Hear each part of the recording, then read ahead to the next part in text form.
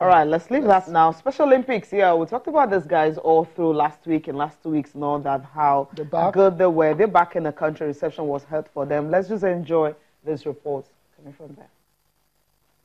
After a good showing at the 2019 World Summer Games, Special Olympics Nigeria put together a welcome ceremony for the athletes who represented the country in the United Arab Emirates.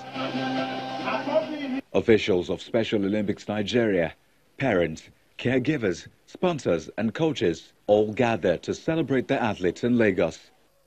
It's a goal! The amazing feat achieved by the athletes at the Games has not gone unnoticed by sponsors.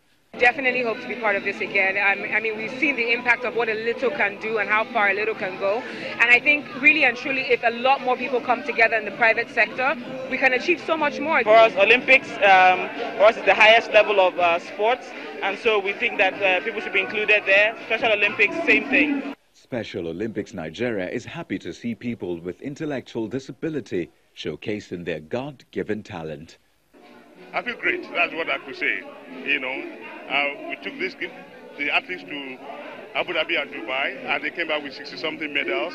Like we say, celebrate the individual, the power within them, the determination within them. Something people don't even think they have, and they are showing that, you know, there's a possibility, you know, into enjoying their life. Once again, use this opportunity to reach out to everyone to say that let's bend over backwards, let's push ourselves, and let's bring joy to the hearts, the lives, the families, and the faces of everyone concerned, so that at the end of the day, it is Nigeria that is celebrated when everyone is included. A society is measured not by the strength, but by how well they take care of those who are the weakest amongst them. As the dust settles over Nigeria's performance in Abu Dhabi, preparations begin in earnest for the next edition in Berlin.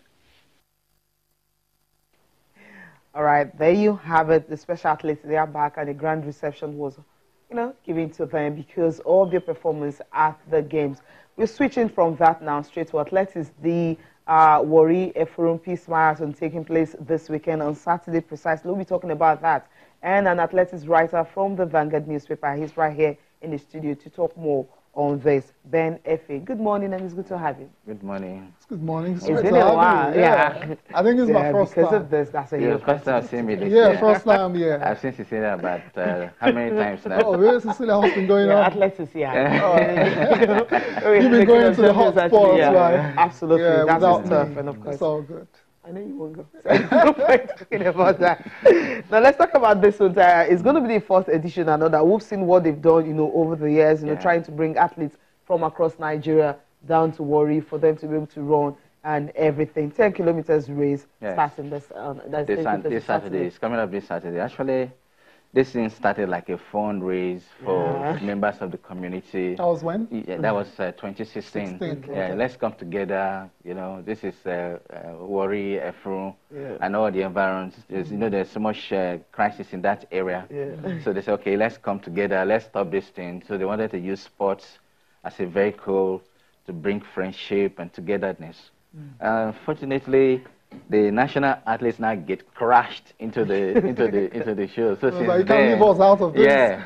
So since then, the organizers have been bent backwards over, you know, trying to accommodate them, and it's a good thing. It's a good thing we're having athletes from all over the country to run in the 10-kilometer race, and actually the organizers are trying to see whether they can make it a 21 kilometer race. That's like half marathon.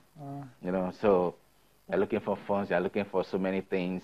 You know, right now we have 300,000 naira as prize money, and they want to improve on all that so that the athletes can enjoy coming to Warri and compete. Yeah, I love the fact that it's all inclusive and all that. We have, you know, both, you know, the para athletes also taking part in it and all that, and also the fact that you are having elite athletes being part of this. Edafe Adams actually won, you know, one of those people who won the first edition and all that, the male category and everything.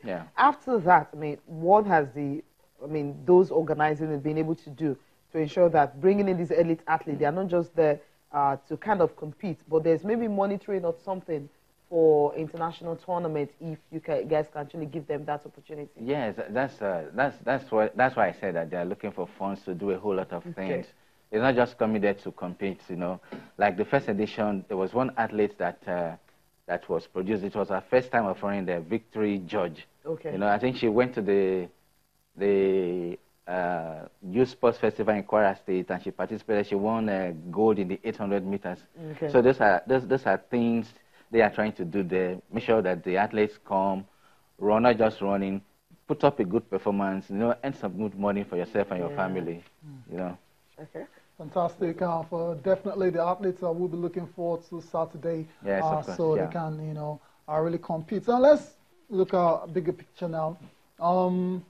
There's the Warri Marathon, there's the Lagos City Marathon, there's the Okpekpe Road Race as well. So there's quite a few marathons that's going on, that's popping in Nigeria right now. Would you say you've started to see the benefits, you know, of these marathons in terms of Nigerian athletes? Of course, it's a good thing you have a marathon circuit in Nigeria. Okay. You know, like you just mentioned, those series of marathons. It's good for the athletes, and it's not a challenge for them to wake up and produce world standard performances so that they can compete favorably with the East African athletes who usually come to the Lagos Marathon to come and win everything and walk away with the big money, you know. So it isn't about, you know, we are staying high altitude or we are staying low altitude. It's training. We've seen like there's this girl, Deborah Palm. Yes. She started running when she was 13 years old. By now, I expected that she should have been in the bracket of the Ethiopians, but because of the lack of training, lack of motivation, lack of competitions, you know. But this is a good step. We're having a series of marathon races in Nigeria, so there's something for them to look forward to every year. You know, go back there and train right from the scratch. That's how the Ethiopians started. They started by running to school, running back, running there. That's how they started.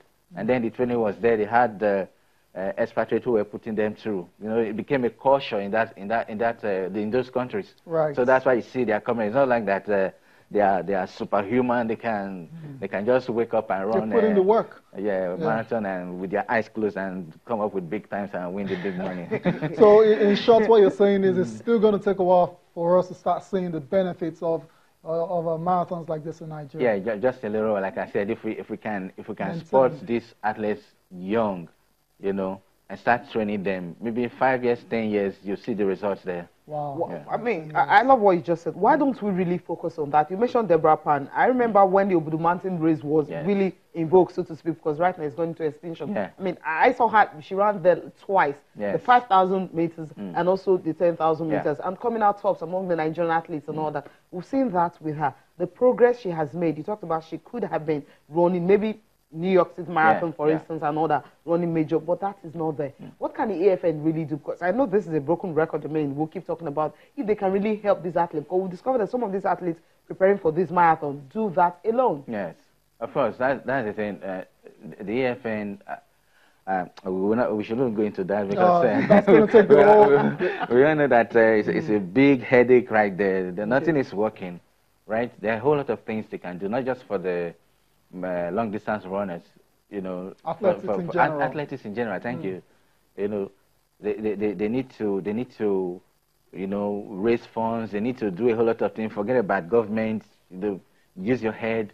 Think about what you can do. Like in Britain, every year they give grants to their athletes, and the money is not coming from government. It's coming from maybe British Airways. They just put £1 in each ticket. That money goes to the... Yeah, they get money from lottery as well. For lotteries. Yeah. So if they can be thinking in that direction, outside the box, you know, we have the athletes there, we have the talents there, but just how to push them up.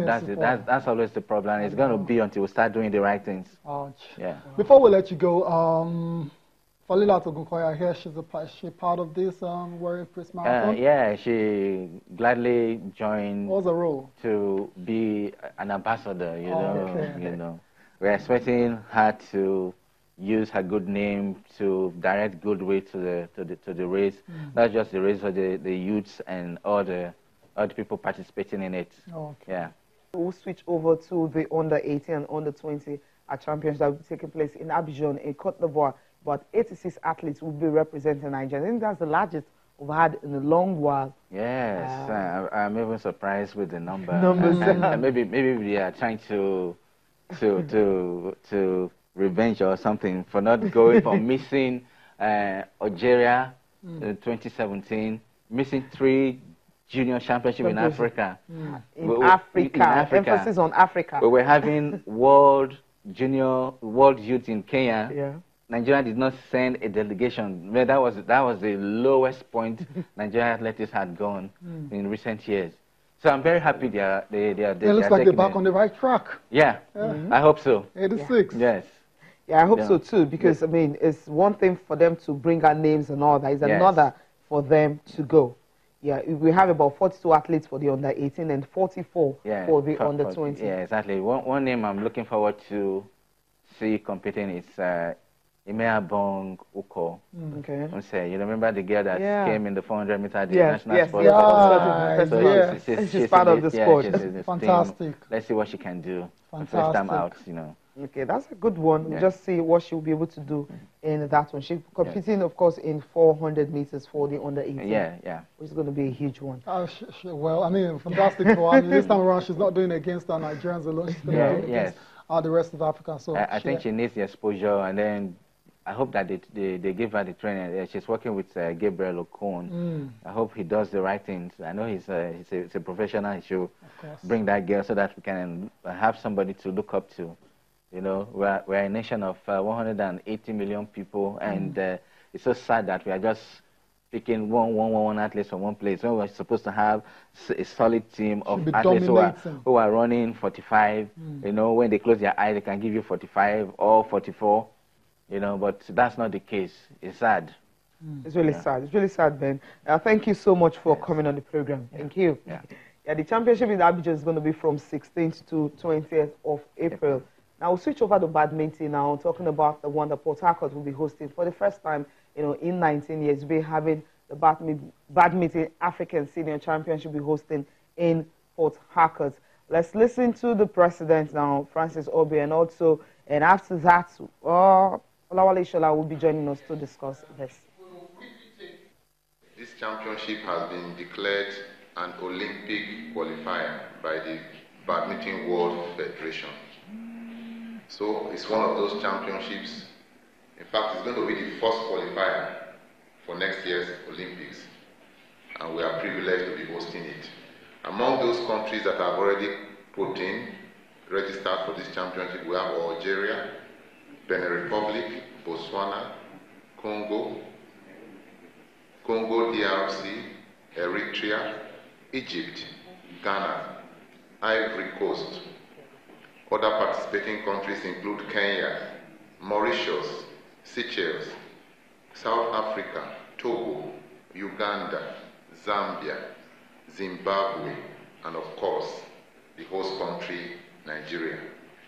These teams represent some of the best players on the continent. We have Africa's #1 male player and Africa's #1 female singles players. In the persons of Julian Paul and Kate Fukun, both of them from Mauritius. And like you listened earlier, Mauritius is one of the countries that has entered. So currently Mauritius is #1 in Africa. When we came on board as a federation, Nigeria was #6. As we speak today, Nigeria is #2.